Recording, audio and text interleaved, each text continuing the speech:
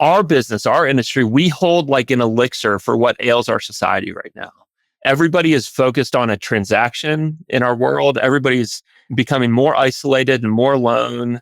And we surround ourselves with these echo chambers of people who look like us and think like us and talk like us. And I think that in hospitality, we're able to just kind of, all that melts away. I think that hospitality at its core is not focused on a transaction. It's messy. I think it's an incredibly diverse industry, and people from all backgrounds and all walks of life come together to take care of people. I think that we're about bringing people together and investing in relationship, and so I think that like it's not why I was called, but I think it informs how I think about things.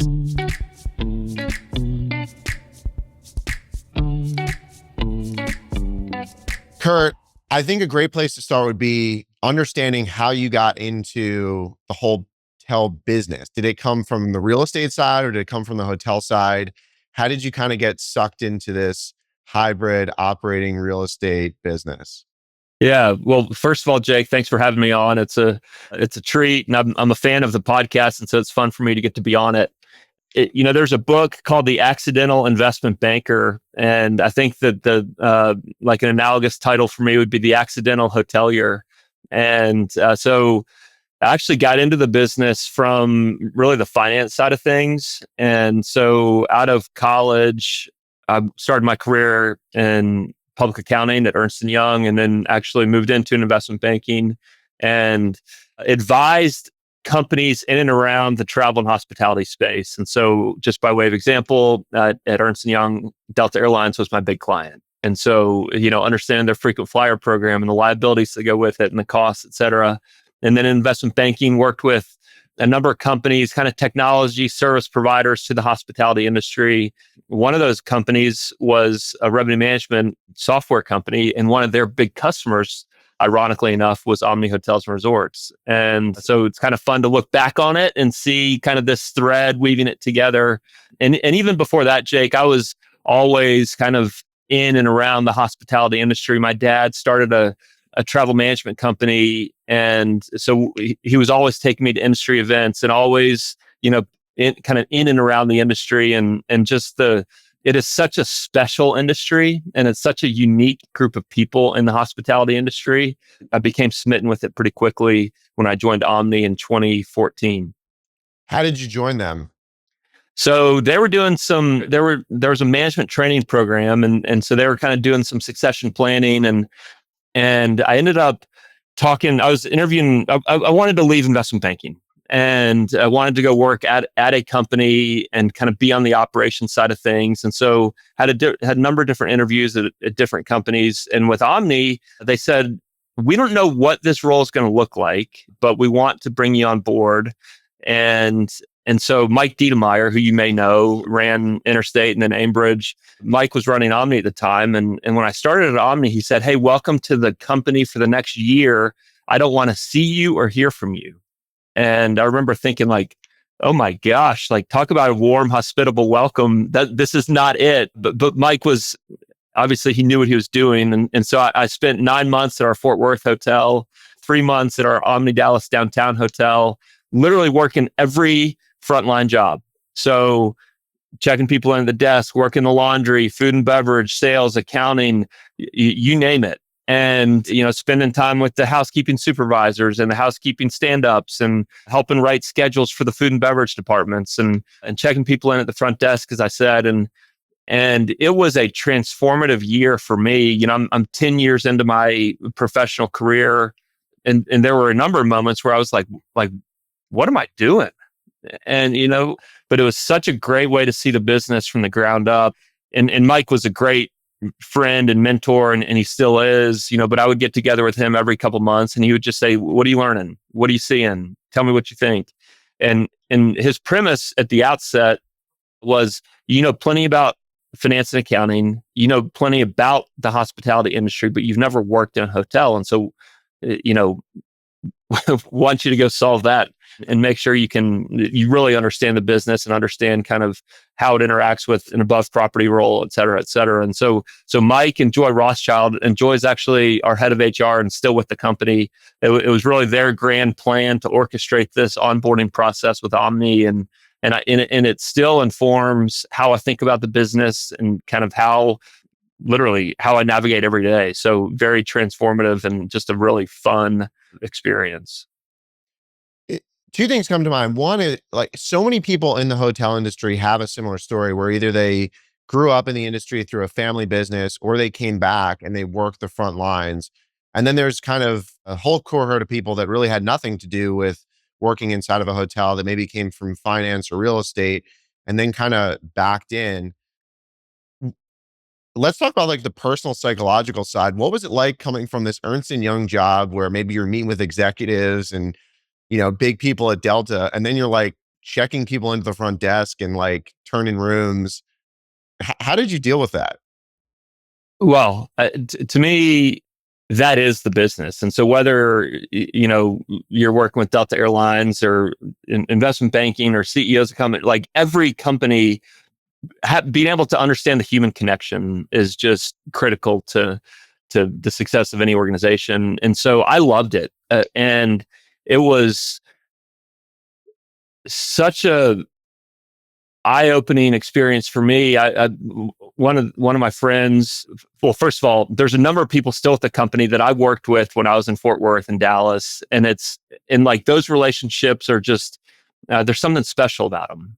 And a friend of mine when I was at Fort Worth, he was a houseman, and he was a first generation immigrant, and he worked two jobs. He worked at Omni and he worked at a big box retailer. And so as I got to know this gentleman and just kind of understood and learned his story, he had a couple daughters, and one of them was in nursing school. And she was going to go get a job in a big health system in Texas. And I just remember thinking, like, this is the American story, man. Like, a first generation immigrant who believes in the future and wants to work for his family towards that better future. And his daughter is going to be a nurse, and she's probably going to marry a doctor, and they're going to have like this incredible life, and their kids are going to, like within 2 generations or 3 generations, like it's just a transformative impact for that whole family lineage and legacy. And I think that for Omni, and it's not just Omni, but as you know, our whole industry is filled with stories like that. And so I think it's incredibly humbling. I think it's incredibly invigorating at the same time, where, like hospitality at Omni, we often talk about it as a calling. It's not just a job, but some people are really called to this profession. And if you are, we believe there's no better place for you to work than at Omni Hotels and Resorts. And if you're not called to hospitality, that's great.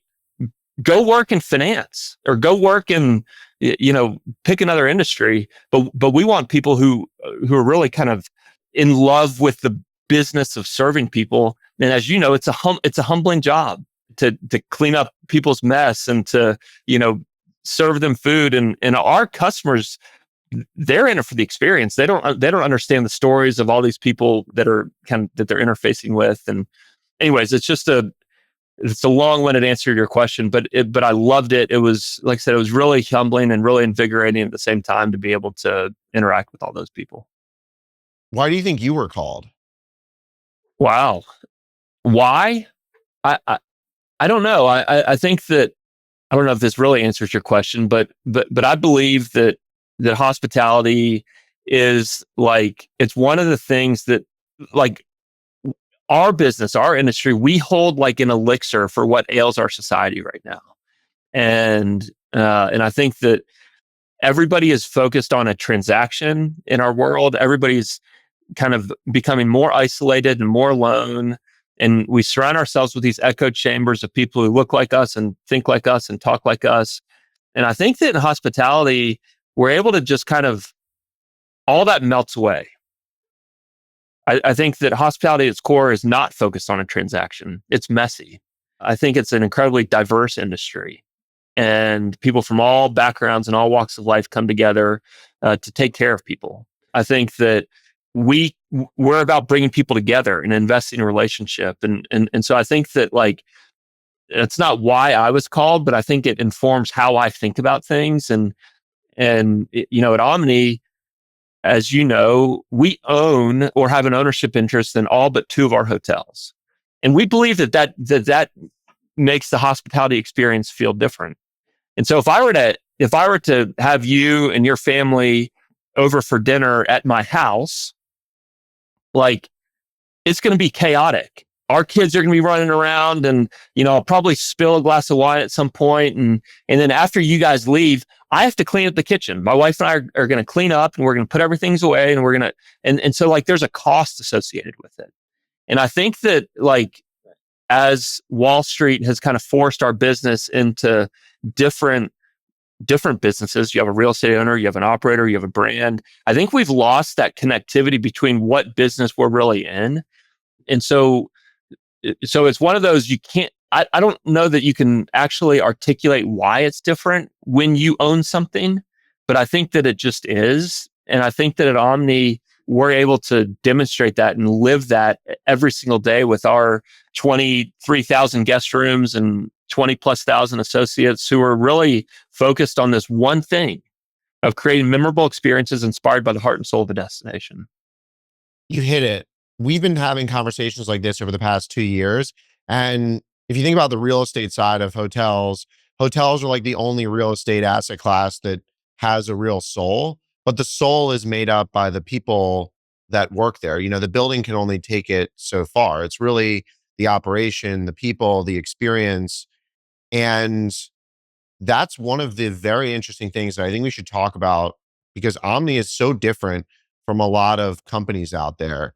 And I think the separation of owner, brand, manager has really not been a great thing at all for the hotel business, because the hotel business originally started as, like, you'd have a single guy owning a hotel and he was the proprietor and he made everyone feel welcome. And it was like having them at, their amazing house and creating that whole experience. And with all these separation of layers and powers, a lot of that has gone away. Why has it been such a key part of your strategy to keep it in an owner model?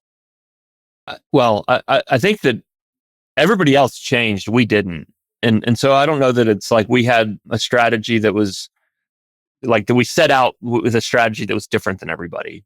And we see it. Like, we understand the constraints of being an asset heavy brand. That, like, we just opened Omni Fort Lauderdale, which was it's an 800 room, north of $500 million project. And that's the equivalent of, I don't know, 20 limited service hotels, and so it's one dot on a map for us. And interestingly, Broward County owns Omni Fort Lauderdale. And so it's one of 2 hotels that we don't own or have an ownership interest in, but it's hard to scale growth in an asset heavy construct. And so I think that for us, it started out as a real estate play. And our ownership group, TRT Holdings, owned a variety of different hotels. Back in kind of the real estate crash of the 80s, they bought these hotels for kind of cents on the dollar. And they were branded different brands, Marriott and Hilton and Wyndham and whatever else. And Mr. Rowling, kind of the founder of TRT, he kind of had this mentality of, I want to be able to control my own destiny. And I don't want fee leakage going to different third-party managers and different brands. And so he had this different collection of hotels that he managed, but they were branded different brands. And then in 1996, he bought Omni Hotels, which was largely a franchise construct at that point in time. And he turned a lot of his owned hotels into Omnis. And so this was like the first move towards that asset heavy model.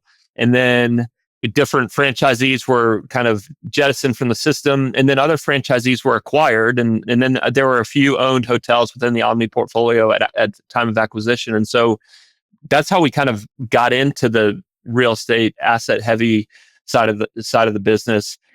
But it's just become so infused in our DNA, Jake, that the way that we make money is at the EBITDA line.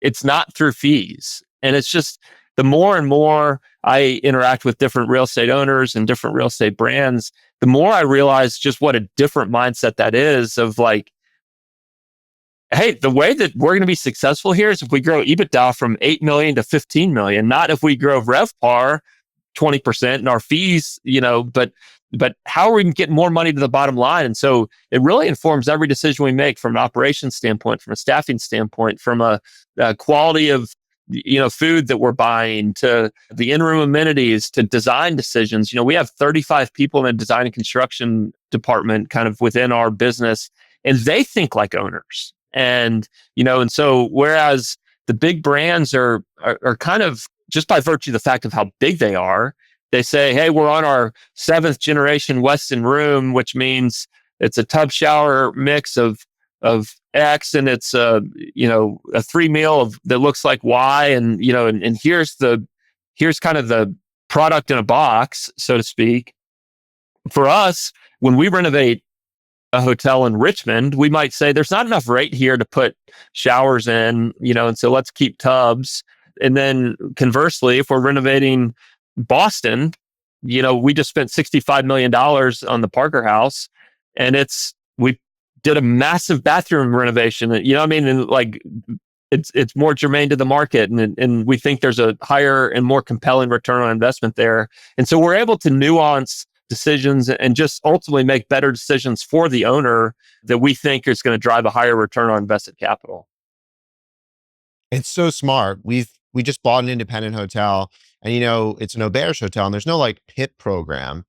And the whole idea of like a PIP program doesn't really make any sense, because each hotel, each area of the hotel is going to wear differently. Every furniture is produced by someone different, and it's going to age differently. And this whole concept of PIPs came out of the brand so they could just standardize everything. But if you were a sole proprietor and owned an independent hotel, you would be walking around your hotel every single day, and you'd say, okay, this year I'm going to renovate all the chairs because they're looking bad, or I'm going to renovate all the carpets. You're not going to just do everything in one fell swoop. And it seems like you take a similar approach. So maybe you can unpack that a little bit more. And then I'd love to go into a little bit about your design and construction, because to have an in-house team like that sounds a lot of fun. And your CapEx spend a year must be phenomenal. That team's amazing. I agree with you. And auberge is just, Craig Reed is a friend, and they've built an awesome brand, but it's hard to scale that also, right? And you talk to different owners of auberges, and you're seeing this, no doubt. Like when everything is one of one, it's hard to how do you solve this problem? I don't know. Let's go try to figure it out. And there's not necessarily a playbook on everything. And I think that for us, it's a little bit of that, a balancing act of, okay, we have 50 hotels, we have 23,000 keys. Like, we need to be able to have process and commonality and, consistency, but every asset needs to be able to stand on its own. And we need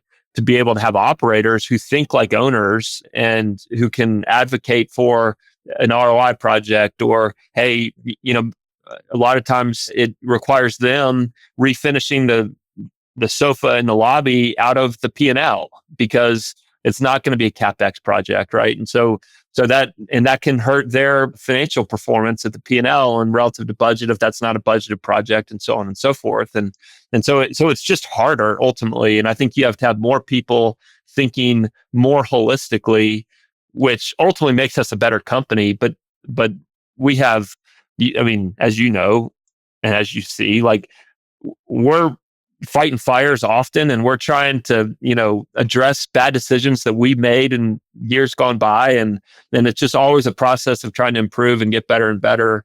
As it relates to the design and construction team, it's really grown into an amazing model on the design. We have an in-house design team who will actually do room renovation projects for us. And kind of maybe half the team is focused, is like literally in internal interior designers. The other half of the team manages external interior designers if we're outsourcing a project. And so we have kind of the in-house capability, which is truly in-house. Hey, we want to go we want to go renovate the coffee shop at Amelia Island, and maybe somebody on our in-house team will do that. But if we're building a new hotel in Raleigh, North Carolina, and, I mean, 600 rooms, massive project. That's an outside design firm that we need to be able to manage. We need to be able to push them and say, no, we don't like this. Come back to a different selection here. And so we have kind of both competencies in our design side of things. From a construction standpoint, we have project managers who are overseeing small projects, again, the coffee shop renovation, and big projects, the $500 million Omni PJ Frisco that we built and opened a couple 3 years ago. That's managed. We have a third party general contractor, but we have project management that's overseeing that general contractor and making kind of owner rep decisions. No, don't do this. Hey, this isn't up to standard. Go back and redo this. And so they're constantly advocating for the owner and Omni ultimately as the brand on these kind of ground up construction projects. I believe our brand is super unique. I think that our design and construction and development expertise is our single greatest differentiator if you line us up against the big brands. Everybody has distribution, everybody has a management company, everybody can kind of run a hotel, but not everybody can come in and scope a renovation and deploy capital and high value add components like in a very controlled environment where it's not everybody has their own angle, but everybody works for the brand and everybody's saying, hey, when we go redo the pool at XYZ hotel, what are we trying to do? And we get our operators in the room, we get our salespeople in the room, we get our marketing team in the room, and they're all able to speak into this vision. And then the construction team brings it to reality. And they just do an incredible job from a quality and on time, on budget. And it's been really cool to see that division grow. All right. So we're going to keep talking about design and construction, but I want to kind of go back to what you were saying with the owner mindset versus maybe a manager or some different level. You own most of your hotels, but you have some other properties where you just manage. So you don't have to call anyone out, but what are some of the things that you've seen where you would have done things maybe one way as an owner, but because you're a manager, you get to see it from the other side and maybe an owner's making a different decision? Are there certain examples that maybe come to mind, good or bad, that just might help explain that? Yeah, I mean, what's interesting, so just for your listeners, 50 hotels, round numbers for Omni. I think 43 are owned wholly. I think 6 are JV'd, where we own between 10 and 50%, and then 2 are managed for third parties. So anyways, but for numbers sake, I think that can help illustrate it. The interesting thing is, like you had Shawnee here on from Trinity the other day. We're JV partners with them at Omni San Diego at the ballpark there. And what's been really interesting is Trinity thinks like an owner and Omni thinks like an owner. And Trinity is accustomed to going to a brand and saying, here's what we want to do and let's deploy money here. And with us, we own 50% of it and we're the brand. And so we said, well, we agree with you, but let's try to tweak the scope here for the pool deck, or let's do something different in the lobby. And what has been really cool in that partnership is I think we've gotten to a better place than either one of us would have on our own, because they have incredible experience. They have an incredibly talented team. I think we have great experience and a really talented team. And I think that there were moments when talking about the pool deck, like, okay, how do we lean into kind of the leisure traveler in San Diego? And we're not going to be as cool as the Pendry, but how do we kind of have a really cool pool deck where people want to be here on the weekends? And they had this great idea of putting a pool bar there, and we moved the entrance to the pool kind of inside the hotel. And so you don't have this glass wall that you have to enter to get onto the pool, but you're just coming outside of the hotel. And we formerly used to use the pool deck for a lot of kind of breakout or kind of meetings, events, catering events. And now we have this incredible pool bar with really great furniture, and it's not as conducive to the catering event. So we've had to adapt as a brand as to how do we merchandise this? How do we sell it? We have to position the hotel differently. It's not just group and catering, but how do we lean into kind of this lifestyle? And so I think that's a positive example, but maybe it illustrates your question a little bit. But we say to our partners where we're JVs, with Broward County that owns Omni Fort Lauderdale, there were a number of issues where we said, we're not the owner here, but here's how we would think about it. Whether it's spending dollars in a pre-opening environment or kind of the configuration of a room or, and we're able to look at it and say, we think that wall in the guest room looks great, but it's just not going to wear that well. And so, we don't want to be coming back to you 5 years from now saying, we need to go update that wall. And so we're kind of working with them to, we hope, make better informed long-term decisions for the asset that, maybe that room can go for 12 years without a renovation rather than the 7 or 8 that a big brand would be just kind of more programmatically looking at it. And we have hotels in our system, Jake, that like Omni Houston, we're starting a renovation this summer on it, but it will be nearly a 20-year-old guest room by the time we renovate it. And you look at their Medallia scores, which is what we use for guest sat, and they're in the top half of our brand from a cleanliness and kind of satisfaction with guest room, and because that team takes pride in the fact of we own this and we're going to keep it clean, we're going to keep it fresh, we're going to keep it well maintained, and we have a care program that our engineering team does a fantastic job. There's an acronym, I'm going to forget it, but basically clean and replace everything all the time. And so it's when housekeeping's cleaning a room, they're saying this room needs to be cared because the blind is torn and we need to replace that. And so we think it's just maybe we're spending more from a R&M standpoint, but we think that reduces our capex spend over time. I think you're right. And we've been trying to do similar things because over the past 5 years, the hospitality industry, I think, has completely changed from when we went kind of into COVID and coming out. You're one of the few groups building hotels right now, and you're building big hotels.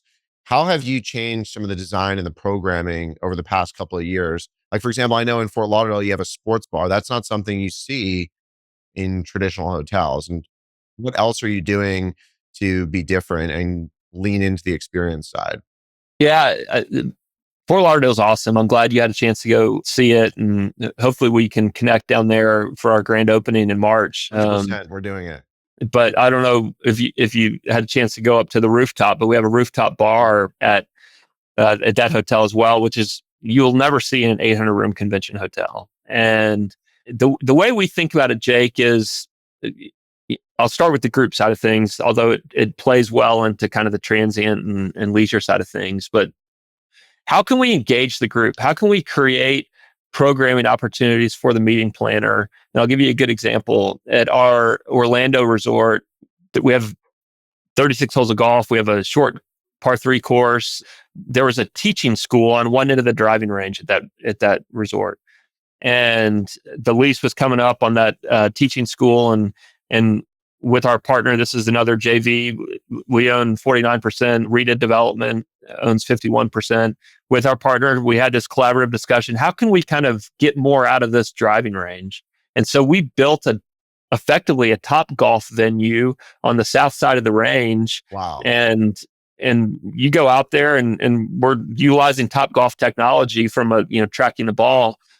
But that's secondary. Because what we have is we have a gathering space and feeding space for hundreds of people. And so, our Orlando team, which is awesome, is branding it like an off-site, on-site. And so for your second night, you don't need to go rent buses and drive somewhere to go do your off-site. We actually have this opportunity at Eagle's Edge where you can, you're in the hotel night 1, you go to Eagle's Edge night 2, and your people can just walk down there, and it's incredible space. Honestly, we probably should have put more space under roof to be able to capture bigger groups. But I love this. One of our competitive hotels booked an offsite at Eagle's Edge. And to me, like, there's no better indicator of success than when your customers are coming to you with their groups. And so, not every resort or hotel has as much land as we have in Orlando to be able to build a top golf venue effectively. But how can we apply that same thinking to different constructs, and whether it's a sports bar or rooftop bar, or we're putting swing suites into a lot of our convention center hotels, and we just want to over program it. And so really everything that you could ever want or imagine is at your fingertips within kind of the four walls of the hotel, so to speak. And so the group traveler loves that, and the meeting planner loves it. And and group is like our biggest segment when you think about like a standalone segment. But the leisure traveler, the transient traveler comes in and they love it too. And so, on a Saturday night, if we don't have a big group in Orlando, it's families and parents with their kids, or, local teenagers coming out to Eagle's Edge, and they're paying $30, $40 to go play Topgolf. And again, it kind of gets back to the heartbeat of our organization, which is bringing people together, having them connect.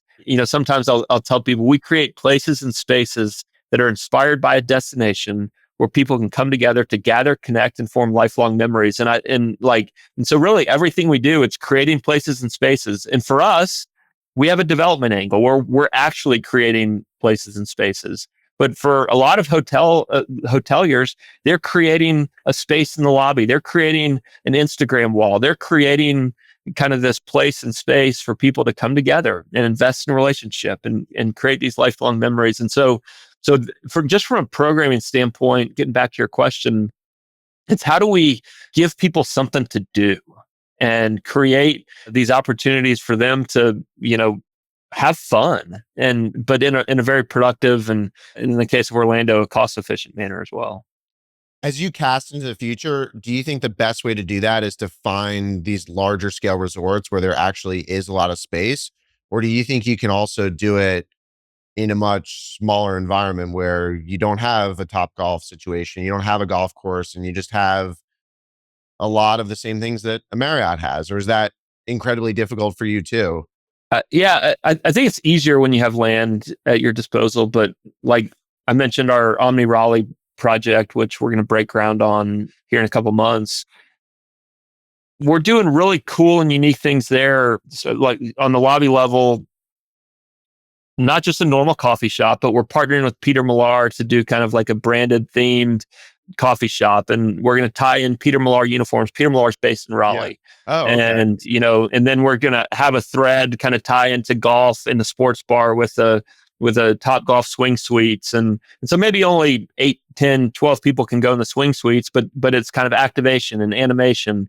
And then you go up to the kind of pool deck level. And instead of a traditional fitness center, we're putting it's new for us. I think it's relatively new for the industry, but like a wellness concept. And so an oversized fitness center with a lot of just kind of free, unprogrammed space, not Sidebex equipment or Precor or anything like that, but just open, unprogrammed space, or maybe along the wall you have medicine balls and kettlebells and stretching devices, and it's just kind of free form fitness. And then from a locker room standpoint at the gym, we're putting cold plunges in saunas and, kind of some self-service infrared, whatever, UV. I don't know all the spa lingo, but, just different things that people can invest in wellness.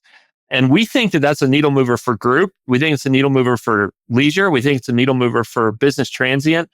And every segment for us is important. And so, and we have a small site in Raleigh. We can't go build a driving range, but I think that these are things that we can do to engage with our customers across segment, and they're all going to enjoy it, and they're all going to want to stay with us in Raleigh because that hotel is going to be so cool and so unique and so germane to the city of Raleigh, which for us, from a design standpoint, is something we always aspire to.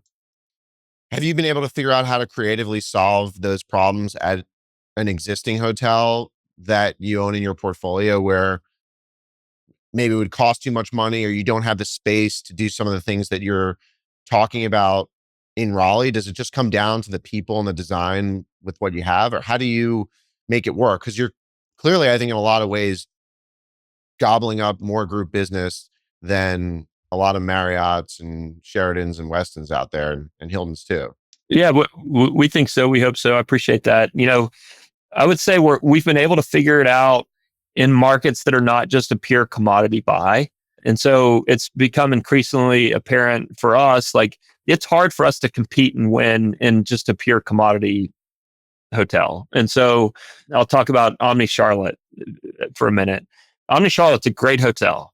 It's at the corner of Trade and Tryon, which is Main and Main in Charlotte. And Yep. I think it represents us well from a product standpoint, but it's a heavy BT market. We have kind of limited median space relative to our key count.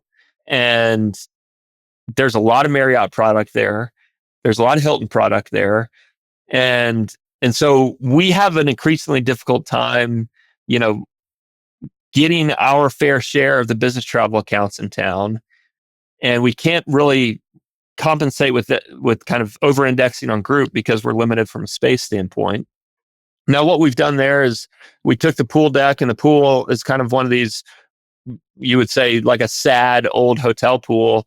But I think we've really jazzed it up. We put a pool deck or pool bar on the deck. We put a massive TV screen to kind of try to animate it and activate it and bring it to life on, you know, NFL weekends or NBA or whatever the case may be.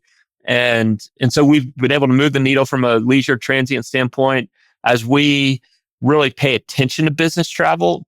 You know, there is a segment of business traveler that doesn't care about the points. They want a great experience. Yeah. And I think that we're increasingly able to identify, locate, and get our fair share of that business traveler, and then certainly do what we can from a group standpoint.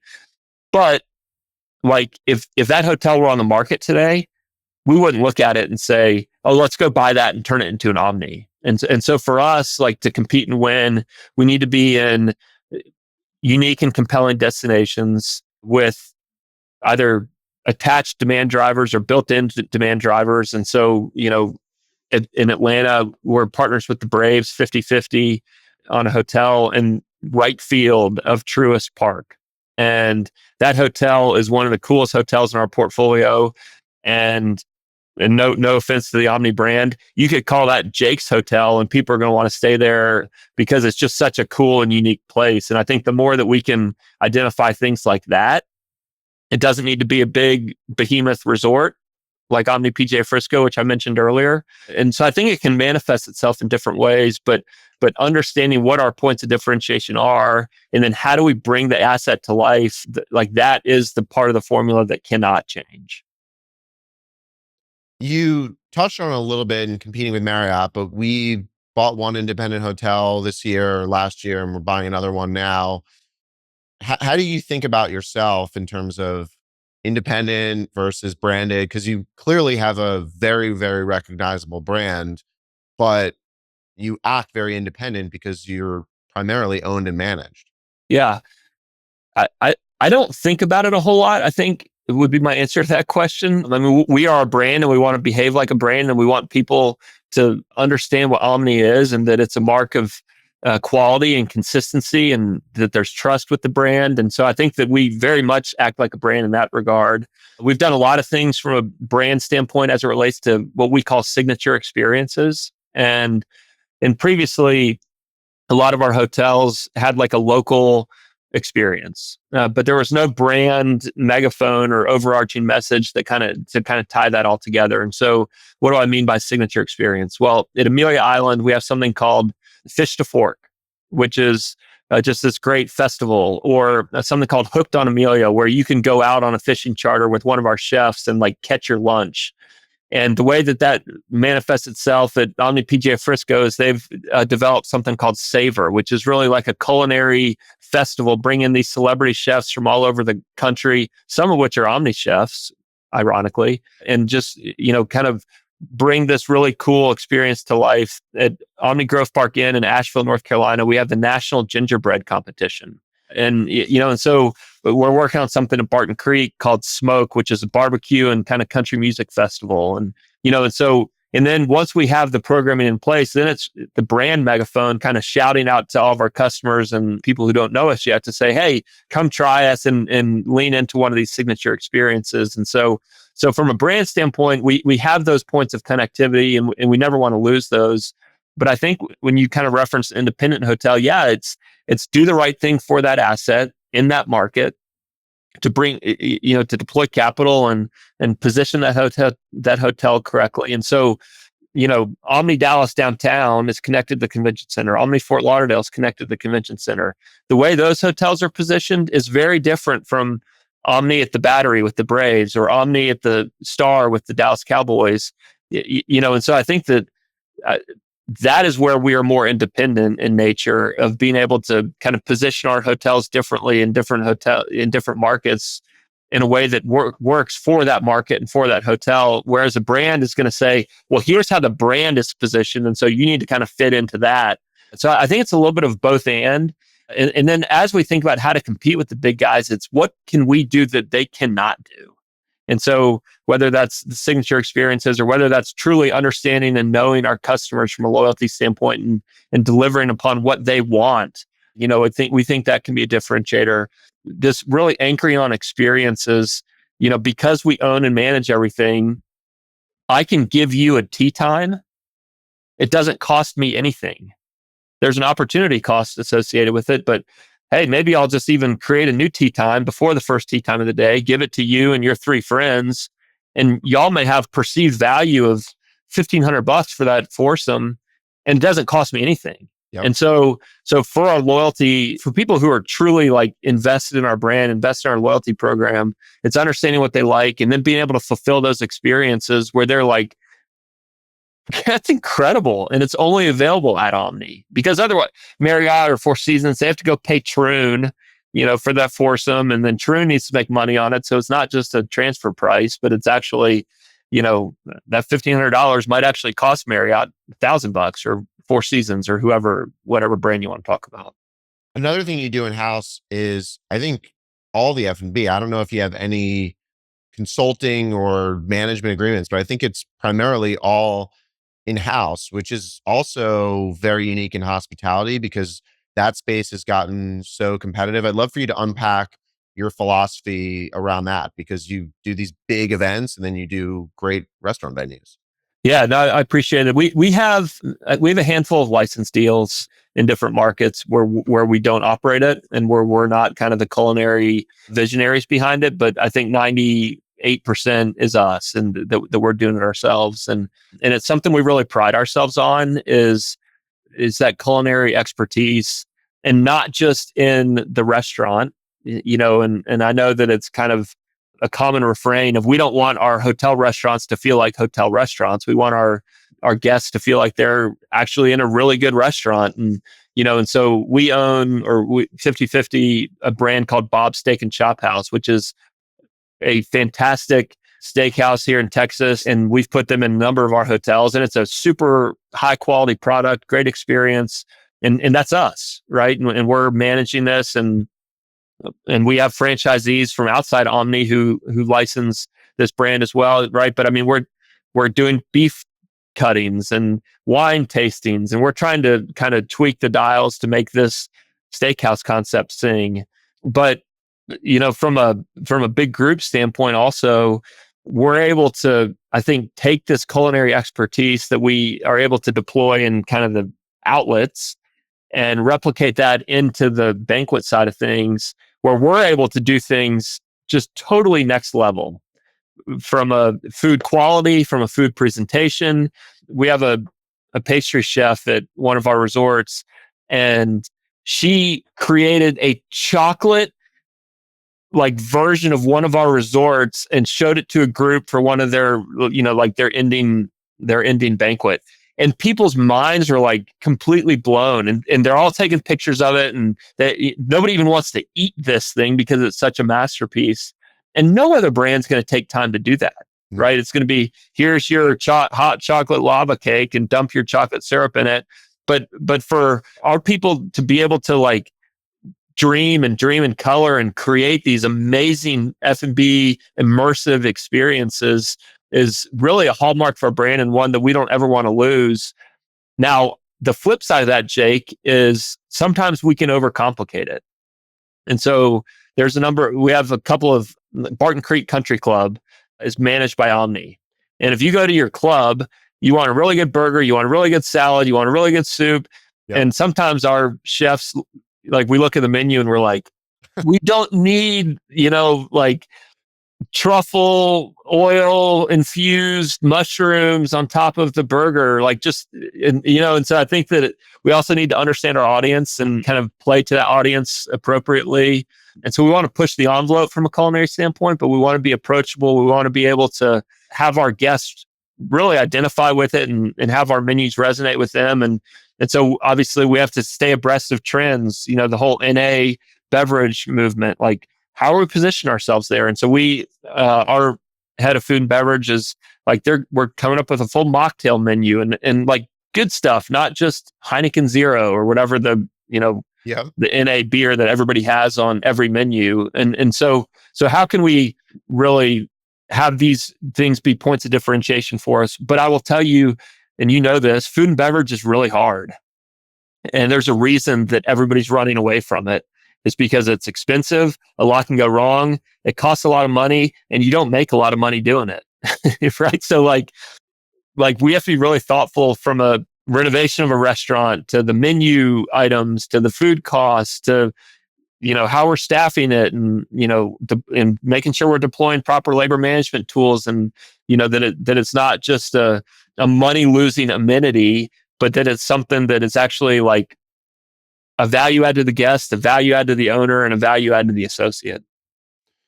Yeah, food and beverage is so hard. When hotel guys are like, "Oh, this is hard," it's really hard if they don't want to touch it and like they're trying to pass it off to someone else. One of the things we've struggled with is like on the more commodity type hotels in an environment where there's a lot of F&B and it's a full service hotel.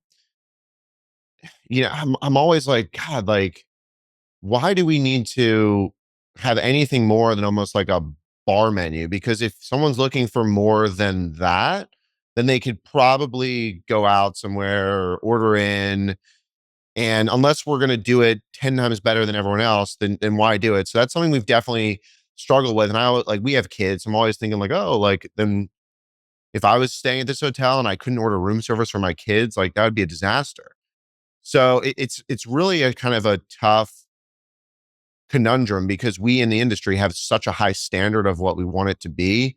And it's sometimes hard to execute in the field given a million different complications. I totally agree with you. And I think back to your point of kind of, are we a brand or an independent collection of hotels? The answer is yes. And like at Omni Charlottesville, we did a massive renovation to the guest room, into the lobby, into the public space, into the meeting space. And we built a lobby bar that kind of anchors our restaurant. We're right on the downtown mall in Charlottesville, like awesome location. To your point, great food and beverage options right out the door. And some members of our food and beverage team wanted to buy this like $25,000 ham slicer so we can have like the best ham and cheese sandwiches, whatever. And I remember just having the conversation like, guys, we need to have a great burger. We need to have like 5 really good things. We don't need to overcomplicate this to the point earlier. Because if somebody wants the gourmet ham, they're going to go to the restaurant next door and it's going to be better than ours anyways. And so I think it's just, I believe that understanding who you are in the market, where you want to be positioned, like you have to answer those questions before you can then say, well, let's have a really good food and beverage outlet. Well, maybe you don't need it, to your point. Maybe you should just have a killer coffee shop and a great grab and go with a few options available at night for the person who's getting in late or whatever. Yeah, it's tough because sometimes I always think of myself like, oh, I'm like a professional traveler. So maybe what I do in a hotel is not like what other people do or expect. But I think you really have to trust your instincts and be honest with yourself and what limitations or what environment you're in. We hired a chef who actually used to work at the French Laundry to create like a restaurant concept that we rolled out to all of our kind of commodity-ish non-destination restaurants. And it's basically like if you took like, for lack of a better term, like the top 10 hits on the Hillstone menu or the Houston's menu. And that's like it. And we do those things perfectly. They're photographed. The chef. I love that idea. Tell me the market reception. Like, were you pleased with that? Yeah, 100%. But what we dealt with is like some of the local chefs were kind of pissed because they were being told exactly how to do it. And I'm like, I don't want to hear it because like when you go to Houston's, if you get the burger in Houston's Fort Lauderdale, it tastes the same as the one in California. Those guys are doing the same thing. So we said, okay, there's like two items on the menu that you can kind of create and, do your own thing, but everything else like has to be, and it's photographed, like everything is purchased from the same vendors and it's really good. But I also can easily check the quality because I could just have the GM like have them prepare all the food and like take a picture of it for me. And I know if it's on point or not on point just by, the picture. Yeah, I love that idea. That's a really, I think it's a pretty innovative approach because you guys manage everything. We manage 11 of the 19 hotels and then I remember we were doing this deal with Starwood where we were kind of like the development partner and we were converting it was called the James Hotel and then it became the Jeremy Hotel, West Hollywood into the One Hotel. And, you're in California, so they have like great food, fresh produce, everything. But it was like a 4-star plus hotel at the time we were converting it into the One Hotel, which would be a 5-star hotel. But they had this great, like glorified grab and go coffee shop thing that they created, which, you go up to the counter, you order a food that's cooked in the back. It's not like reheated, it's cooked in the back. But then you get a number and you go to your table and you sit and you wait. And that's like how normally a lot of people are eating at a nice fast-ish restaurant today, but hotels are like still in the old, like you have person like in a bow tie, like coming out to you at lunch. Like this is ridiculous. That's so funny. We just renovated our Indianapolis hotel and came up with a concept similar to what you're describing. And our team has had the hardest time executing the concept because it's like, well, I'll come take your order at the table. And we're like, no, no, no. Like we want the customer to order at the counter and then you bring them the food, and I think there's a little bit of like a customer programmatic mindset too of like, well, no, in a hotel restaurant, I go and I sit down for breakfast and I get waited on and it's not Flower Child, which is order at the counter. Right. But I think that from a labor productivity and candidly speed customer experience, that's just a better model in a lot of cases. Yeah, it's tough. And we've had negative pushback too. Like breakfast, we had a very condensed one, and then people were complaining that they're like weren't omelets. They're like egg sandwiches, but there were no omelets. And we're like, okay, so we'll do the omelet. And then it was like, well, we don't have a waffle. I'm like, okay, so like maybe we'll do the waffle. And then the GM's like, well, they'd really like the buffet to come back. I'm like, no, I think like you'd want that to come back. Like, I hate eating at a buffet. Like, who wants to go eat at a buffet? So it's getting out of the mentality of maybe how it was done 20 years ago. But that brings me to another point, which, you have 50 hotels, like you have real scale, like you and your team can't be on property at all these hotels. Obviously your exec team.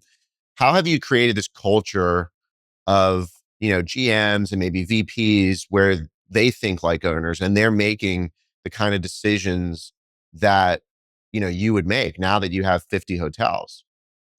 Well, let me first off say I haven't done anything. I've been in this job for a few years, but it really starts at the top with our ownership group. And March 1st, 2026 marks 30 years that TRT has owned Omni. Wow. And it really starts with Bob Rolling and his son, Blake Rolling. And they're out in the hotels as much as I am. And a lot of times we're together. Sometimes they're off on their own and I'm off on my own. And so I think that when you talk about our service passion and our service excellence and our thinking like owners, it starts with our owners because they love to serve. They have a passion to serve. They do it with excellence. They often talk about, and we, by kind of extension, talk about the Omni family.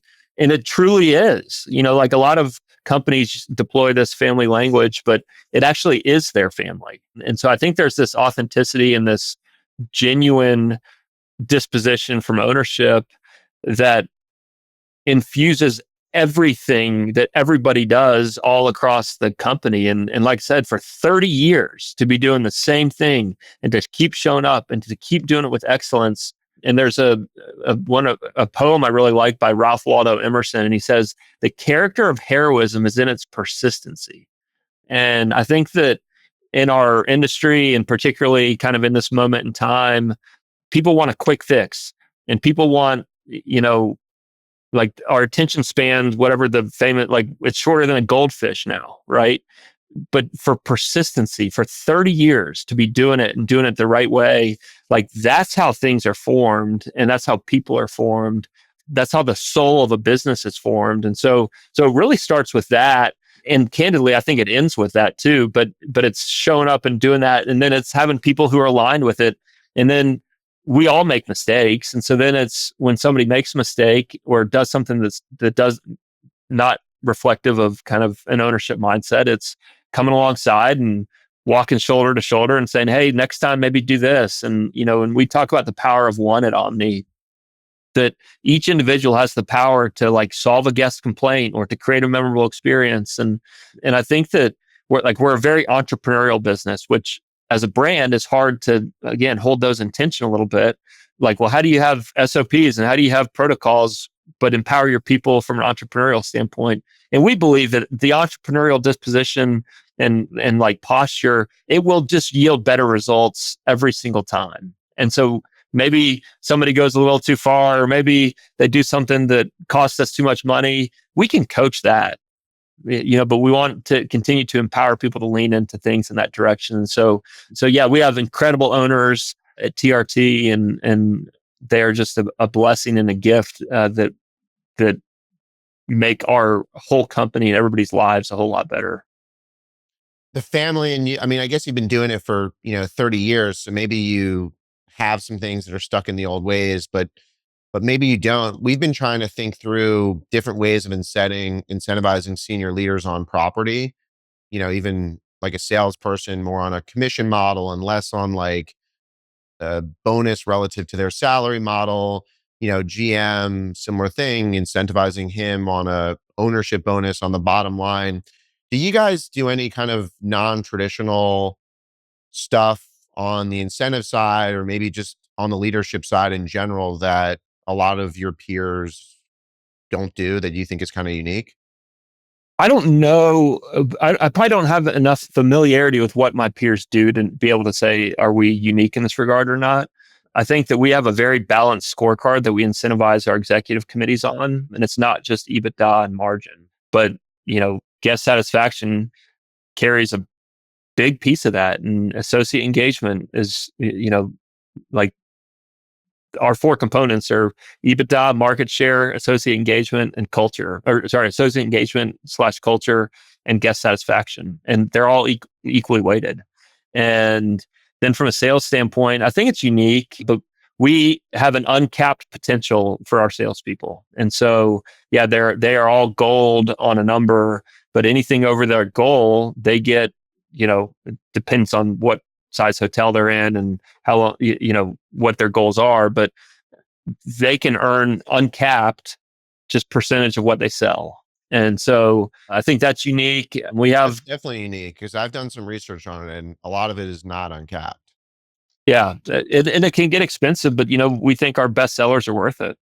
You're making money. Like, who cares? A lot of other businesses are uncapped and your revenue is increasing. So Yeah. they're participating. So that's how we kind of incentivize our teams. And it predates me, but evidently we used to have a percentage of EBITDA that went into a bonus pool. And so if EBITDA went up, the EC benefited. If EBITDA went down, the EC did not benefit. And I think it just got too difficult to administer, and and then people didn't understand it. And so then you couldn't recruit people because, well, I earn 40% of my salary here. And so how, and so I think that's in theory and aspiration, like a great something to strive for. How do you affect it? I'm less clear on that. Yeah.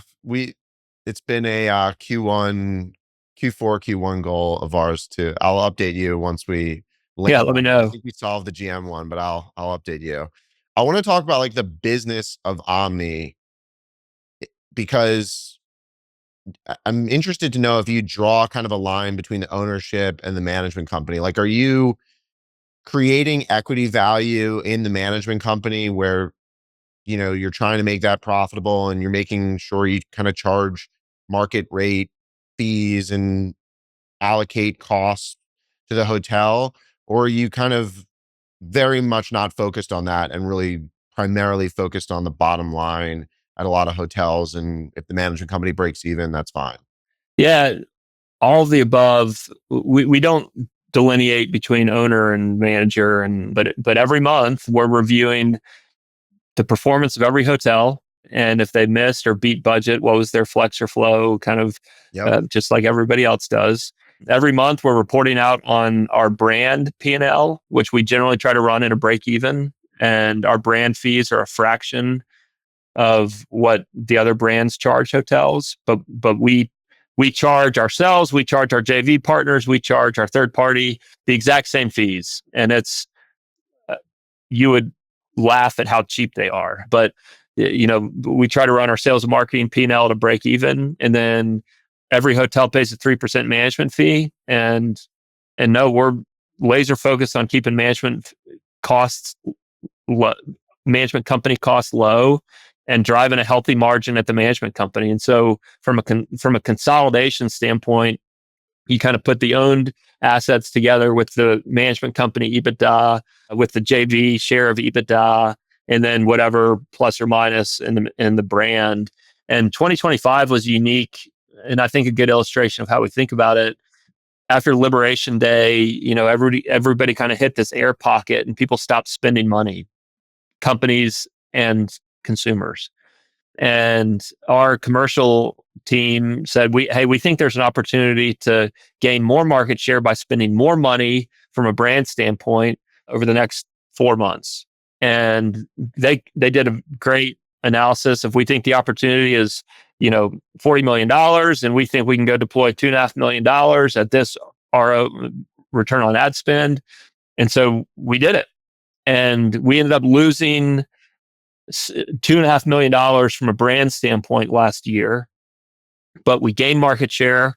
We exceeded our budget, and I think that the team was they more than made good on their kind of plan to go deploy this money and generate $40 million of revenue.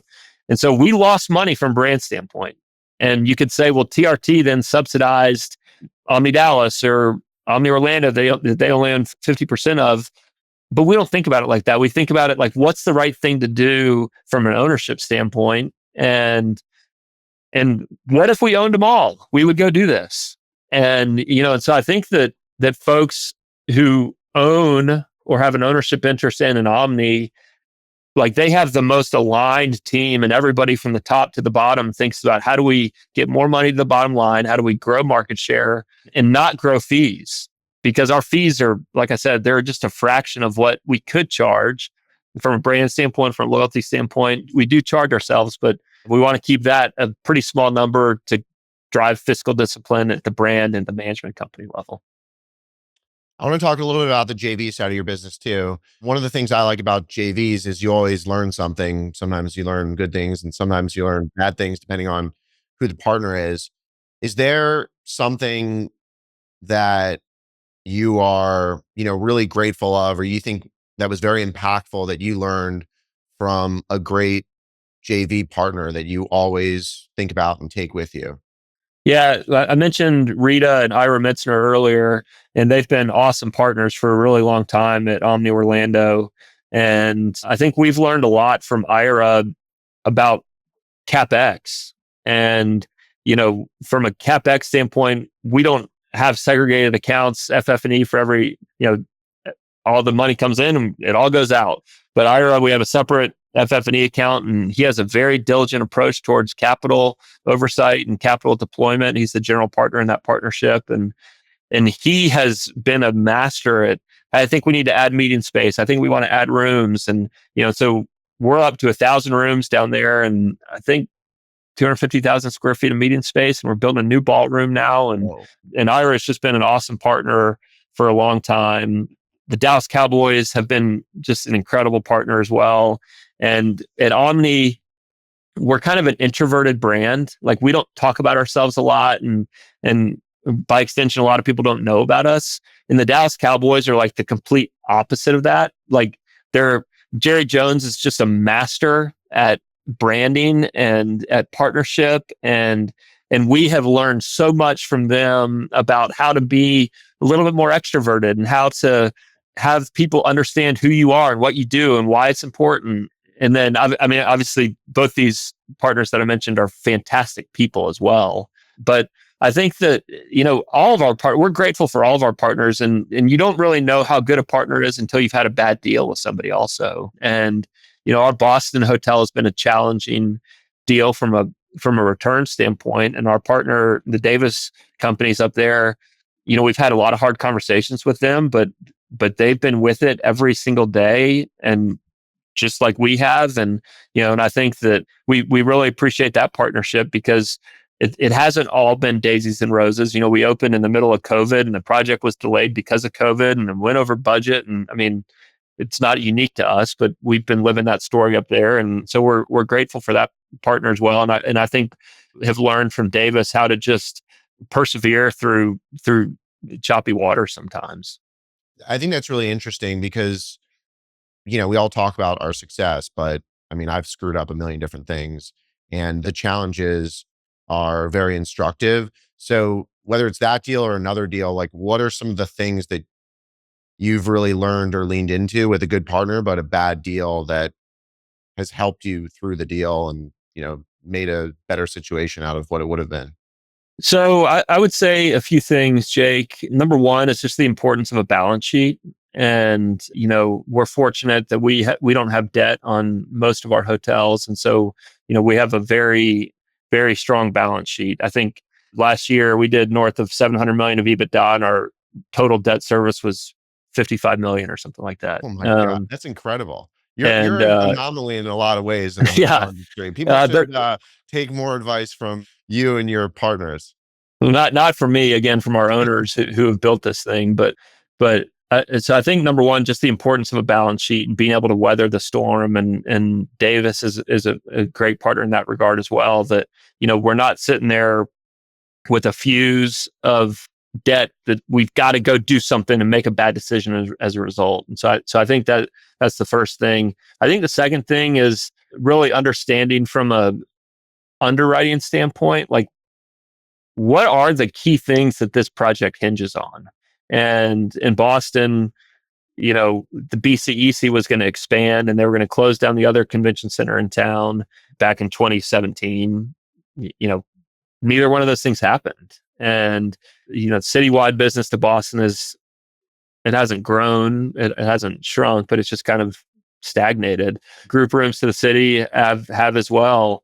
The market didn't keep pace with inflation coming out of COVID. And so you sit there and say, like, oh man, we probably would have underwritten this deal a little bit differently at the outset. And so yeah, I think that's important.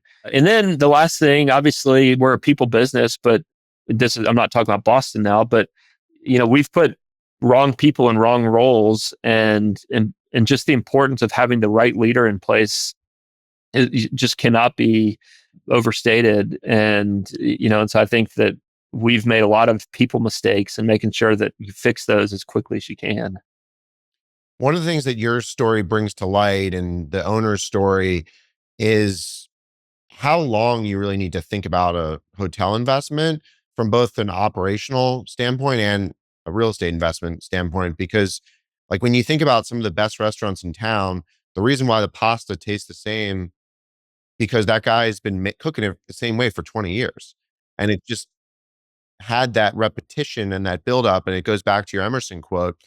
And the same thing with hotels. Like, sometimes it just takes time to mature and to age and to find your stride. But like with private equity and debt and all, like, it's been like 5 years, like it had 3 years to ramp, and 5 years, like, 7 years is too long. Yeah, and I think it's very instructive, and I think that's the way of the world. And so, for us as an operator, like, I'll go back to Boston. We have roughly 40% of our inventory is a small efficiency type room that the market hasn't responded well to, and so we're trying to figure out how to merchandise it and how to sell it. And maybe we were overpriced there, and we need to be yielding to the bigger room. And we used to sell group as run a house, and then you and I would be at the same event, and you'd be in the nice room and I'd be in the small room, and we'd be like, what? We're paying the same price? And so, I mean, we've learned a lot of things from a go-to-market standpoint as we've matured, as we've gotten better. And I think that, look, capital demands a return. And the longer something takes, the lower your return is. And so, I mean, time is of the essence. And we can't just let's just figure this out over the next 30 years. Like, we need to have urgency. We need to have drive for success and, drive for excellence. And so I think both of those things can be true. And I think we would love to be able to catalog all of our learnings and then learn ourselves from it. Right. I mean, but that's a perfect world that we're not in. Kurt, I asked all the guests on the podcast the same closing question. Outside of your portfolio, what is your favorite hotel? That's such a good question. And when I listen to your episodes, I always listen to people's answer to that. We have a running list, actually. I'll send it to you. Do you? Yeah, I'd love to see it. My wife and I got to go to the Fairmont Banff Springs 2 summers ago. And that hotel is incredible. And the setting is spectacular. And so I really loved that. And it's a big hotel. I mean, that's a massive operation. And so just had a lot of respect for how they run that. And it's pretty special place. I love those big hotels that don't feel like a big hotel. It's like that one. I mean, close to us, we have the Breakers in Palm Beach, which is like a huge group place, but it doesn't feel like that. And it isn't at the same time. It's awesome when you find those. Yeah. So I'd probably say that one, but there are a lot of really cool hotels, as you know. Is it near Lake Louise? It's right in Banff. And they had one at Lake Louise, but this is just 5 minutes outside of downtown Banff. Amazing. I got to do a trip with my kids northwest, up there. I'd highly recommend it. Yeah, we're going to do it. Thanks for coming on the pod. This is great. You're going to be if you don't mind, maybe a repeat guest. Yeah, man. Continue forever. I loved it. Appreciate you having me on and look forward to seeing you in Fort Lauderdale in a few weeks. I'll be there. Congrats on the opening. Thanks, man. Hey, everyone. It's Jake here. Thanks again for joining me on this conversation. Be sure to subscribe on Apple Podcasts, Spotify, or YouTube. Lastly, don't forget to follow me on Twitter @JWurzak. I'll see you in the next episode. Jake Wurzak is the founder and CEO of Dove Hill Capital Management. All opinions expressed by Jake and his guests are solely their own and do not reflect the opinions of Dove Hill Capital Management. This podcast is for informational purposes only and does not reflect or represent real estate, financial, or investment advice.